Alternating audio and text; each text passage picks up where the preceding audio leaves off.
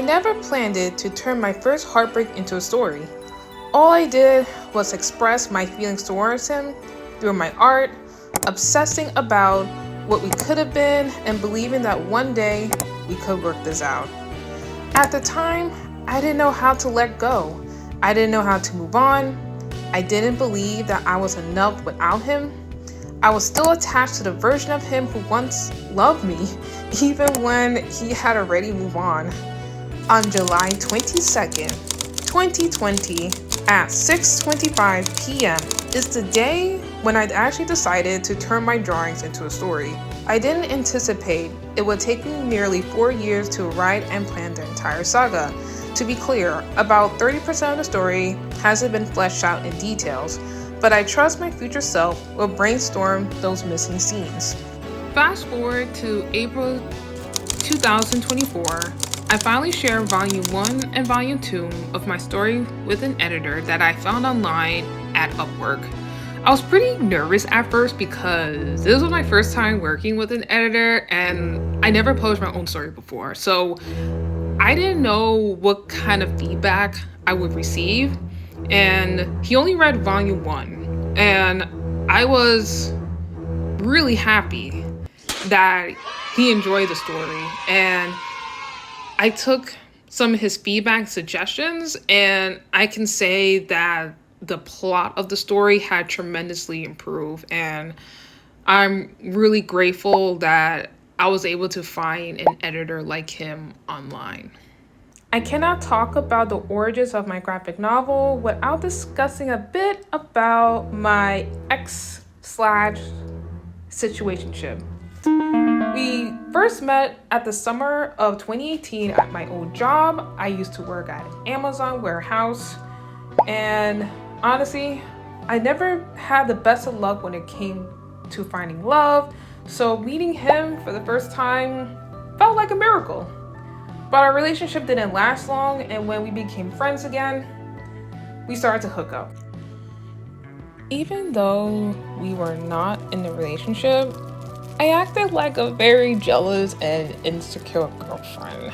At work, I didn't like when he spoke to other female coworkers. He is a natural yapper. Initially, I thought I would be okay with that, but deep inside, it bothered me. And despite these conflicted feelings that I have towards him, I still wanted to compete for his attention. In the end, I should have ended the relationship a long time ago, and there were already signs in the beginning that I should have cut him off completely, but I was completely obsessed and attached to let him go. And honestly, had I cut him off earlier, lots of troubling situations would have been avoided. The hookup culture at Amazon, it happens, and you've probably seen that being discussed on TikTok or Instagram, so yeah, I can finally testify to that. It is very real. And I drew us as cartoon characters. I post them on social media like Instagram and at the time Snapchat. And of course my coworkers, and he saw those drawings as well. Looking back, I was trying to emotionally manipulate him, and I think I did that because it was almost like I wanted him to like feel bad, and I wanted him to feel like he was obligated to be with me. And like I said before, I was obsessed with him, and I had to believe that there was no one in the world that could replace him. Even if I had moved on with another person, I had this belief that he was like the one person in my life that was the greatest man of my life. No one else could replace him. And of course, I was delusional. I had a very outdated belief about love, and at the time, I didn't know who I was, and I didn't even know who I was meant to be in this life. And it took me about 7 years to finally cut it off from my life. So originally, this story that I created from him and I was supposed to be a romantic story. But after watching a documentary called The Keepers, which discussed an unsolved murder case of Catherine Kensnick, my story began to touch on serious and dark themes such as the corruption from those in power, child trafficking, and the dark side of the entertainment and music industry. It was also around the time that I created new sets of characters such as Magnolia and Marcella, and I changed the time period to the 1960s and the 1970s. I was also inspired by historical events such as the division of North and South Korea and the military dictatorship that happened in Brazil in the 1960s. I also was inspired by events that was happening in the year of 2020. When the pandemic happened, I saw tweets on Twitter that was talking about conspiracy theories, about the government, celebrities, and aliens.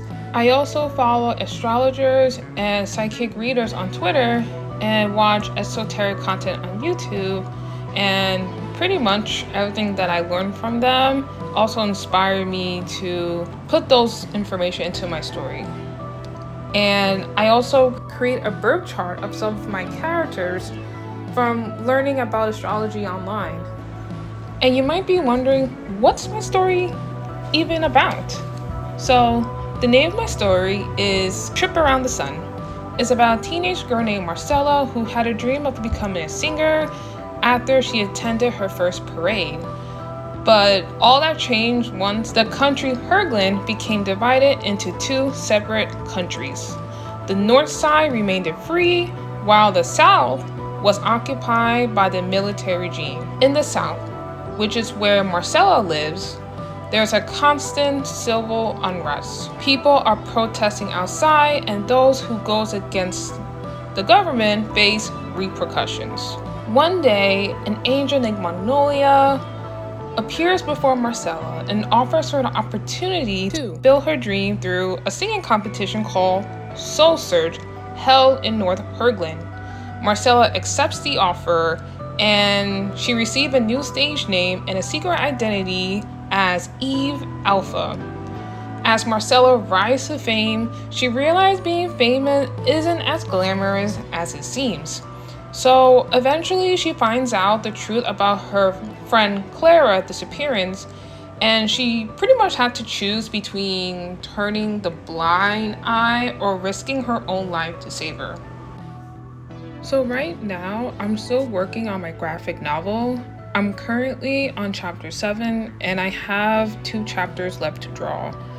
I'm aiming to have volume 1 completed before the end of summer. So anyway, this is the end of my video, and if you enjoyed this video, consider subscribing to my YouTube channel and follow me on my social media handles. Thank you so much, and I'll see you in the next video.